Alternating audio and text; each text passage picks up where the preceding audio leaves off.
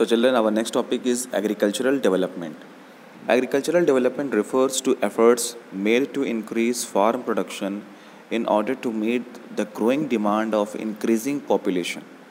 This can be achieved in many ways such as increasing the cropped area, the number of crops grown, improving irrigation facilities, use of fertilizers and high yielding variety of seeds.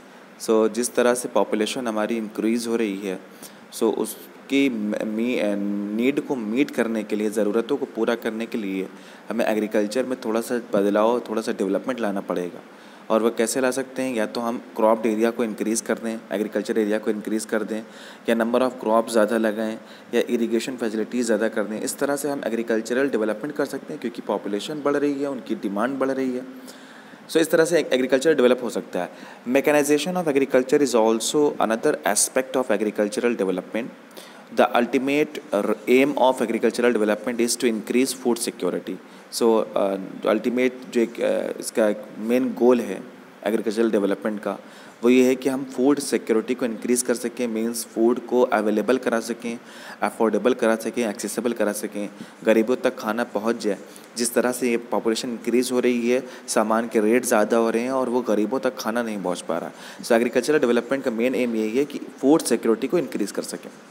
Do you know, food security exists when all people at all times have access to sufficient, safe and nutritious food to meet their dietary needs and food preferences for an active and healthy life. Food security तभी हो पाएगी जब सभी लोगों को अच्छा healthy खाना मिल पाए, उनकी डाइट के अकॉर्डिंग मिल पाए, तब फूड सिक्योरिटी हो पाएगी। लेकिन अभी के अकॉर्डिंग देखें तो फूड सिक्योरिटी नहीं हो पा रही है, कुछ जगहों पर नहीं हो पा रही है, जहाँ क्योंकि खाना उनके तक नहीं पहुँच पा रहा, फूड ग्रेन्स नहीं पहुँच पा रहा, अगर पहुँच भी रहा है तो वो हेल्दी नहीं है। Agriculture has developed at different places in different parts of the world. Developing countries with large populations usually practice intensive agriculture where crops are grown on small holding mostly for subsistence. So agriculture हर जगह develop नहीं हो पा रहा है, कुछ जगहों पर, और जहाँ पर पॉपुलेशन ज़्यादा है वहाँ पर इंटेंसिव एग्रीकल्चर हो रहा है। मीन्स छोटी सी ज़मीन पर एग्रीकल्चर हो रहा है और जो फार्मर्स हैं वो अपनी फैमिली के लिए ही इतना ही वो ग्रो कर रहे हैं कि जितनी उनकी फैमिली खा सके। Larger holdings are more suitable for commercial agriculture as in USA, Canada, Australia.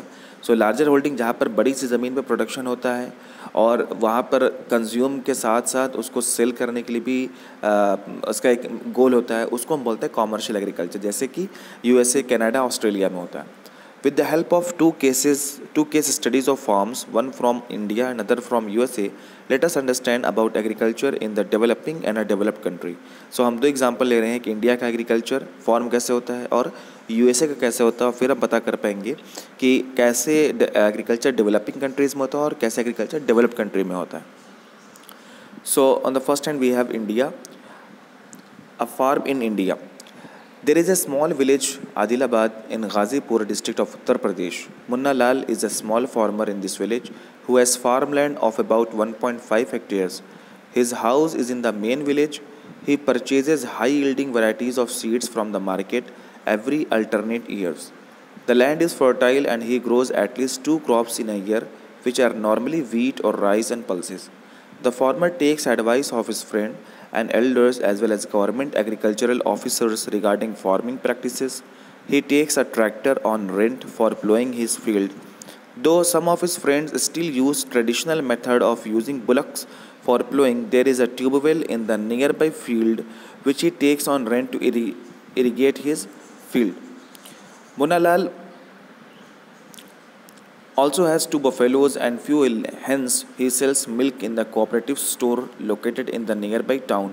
He is a member of the cooperative society which also advises him on the type of fodder for his animals, safety measures to protect the health of the livestock and the artificial insemination. All the members of the family help him in the various farm activities. Sometimes he takes credit from a bank or the agricultural cooperative society to buy HYV seeds and implements. He sells his produce in the mandi located in the nearby town. Since majority of the farmers do not have large storage facilities, they are forced to sell the produce even when the market is not favorable to them. In recent years, the government has taken some steps to develop storage facilities. So एक कहानी है मुन्ना लाल की जो एक farmer है और कैसे वो प्रोडक्शन करता है, कैसे वो सेल कर रहा है और किस तरह से उसको गवर्नमेंट की फैसिलिटीज़ मिल रही है, गवर्नमेंट कोऑपरेटिव सेक्टर्स की फैसिलिटीज़ मिल रही हैं और बहुत ही लिमिटेड उसकी स्टोरेज है, जिसकी वजह से इनको मंडी में सामान बेचना पड़ता है, चाहे मंडी फेवरेबल मतलब चाहे उसकी डिमांड हो या ना हो। अगर उस चीज़ की डिमांड होगी तो अच्छे रेट में बिकेगा और अगर डिमांड नहीं होगी तो उसको कम ही रेट में बेचना पड़ेगा, क्योंकि स्टोरेज है नहीं, सामान ख़राब हो सकता है। दूसरी तरफ फॉर्म इन यूएसए देखें, the average size of the form in the USA is much larger than that of an Indian form. A typical form size in the USA is about 250 hectares. The farmer generally resides in the farm. Some of the major crops grown are corn, soybean, wheat, cotton and sugar beet. हमारे यहाँ सिर्फ 2 हो रहा था, यहाँ पर इतनी तरीके से क्रॉप्स ग्रो कर सकते हैं। Joe Horan, a farmer in the midwest USA in lower state, owns about 300 hectares of land. He grows corn on his field after making sure that soil and water resources meet the needs of this crop. Adequate measures are taken to control pests that can damage the crop. From time to time, he sends the soil samples to a soil testing laboratory to check whether the nutrients are sufficient or not. The results help Joe Horan to plan a scientific fertilizer program. His computer is linked to the satellite, which gives him a precise picture of his field. This helps him to use chemical fertilizers and pesticides wherever they are required.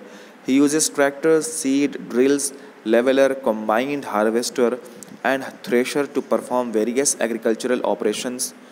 Grains are stored in the automated grain storage or dispatched to market agencies. The farmer in USA works like a businessman and not like a peasant farmer. ये बहुत short story थी farmer की जो USA का है। वहाँ पर क्या है कि उनके पास ज़मीन ज़्यादा है, उनके पास क्रॉप्स ज़्यादा हैं और इरिगेशन फैसिलिटीज़, मशीन फैसिलिटीज़ और स्टोरेज फैसिलिटीज़, आप देखेंगे हर चीज़ की फैसिलिटीज़ इनको मिलती है। और लास्ट में ये भी है कि फार्मर जो यूएसए के हैं वो एक बिजनेसमैन की तरह काम करते हैं, ना कि एक गरीब किसान की तरह जैसे कि हमारे इंडिया में काम करते हैं। इसका इफ़ेक्ट पड़ता है हमारे क्रॉप्स पर, इसका इफ़ेक्ट पड़ता है हमारे जीडीपी पर, हमारे यहाँ के फार्मर्स पर। आप देखें किस तरह से फार्म इन द यूएसए होता है, किस तरह से वो सैटेलाइट के थ्रू देखते हैं कि कैसे कहाँ पर केमिकल फर्टिलाइज़र ज़्यादा डालना है, कहाँ पर कम। हमारे यहाँ वो लेबोरेटरी भी नहीं जहाँ पर एक गरीब किसान चेक करवा सके सॉइल को कि वो न्यूट्रिशन उसके अंदर है कि नहीं है। So this was the chapter about the agriculture. Next we will do about the discussing question answer tomorrow or in the next video.